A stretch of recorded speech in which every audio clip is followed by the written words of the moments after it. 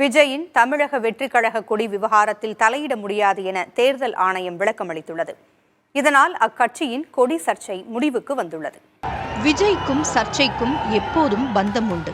திரைப்படங்களிலிருந்து கட்சி தொடங்கியது வரை எப்போதும் பிரச்சனைகள் அவர் பின்னால் துரத்தி வந்து கொண்டிருக்கின்றன. தமிழக வெற்றிக் கழகம் என கட்சியின் பெயரை அறிவித்த போது ஒற்றுப்பிழை இருப்பதாக சமூக வலைதளத்தில் பேசுபொருளாக மாறியது. அதனை உடனடியாக சரி செய்தார் விஜய். தனது கட்சியின் கொடி மற்றும் பாடலை அறிவித்த உடனே மீண்டும் எதிர்ப்புகள் எழுந்தன. அக்கட்சியின் கொடியில் 2 யானைகள் இடம்பெற்றிருந்தன. இதுதான் பிரச்சனைக்கு காரணம். பகுஜன் சமாஜ் கட்சியின் சின்னமாக உள்ள யானையை விஜய் தனது கட்சியின் கொடியில் பயன்படுத்தக்கூடாது என்று பகுஜன் சமாஜ் கட்சியினர் போர்க்கொடி உயர்த்தினர். தேர்தல் ஆணையத்திற்கும் கடிதம் எழுதினர். அந்த கடிதத்திற்கு பதிலளித்துள்ள தேர்தல் ஆணையர், கட்சி கொடி விவகாரத்தில் தேர்தல் ஆணையம் தலையிட முடியாது என திட்டவட்டமாக தெரிவித்துள்ளார்.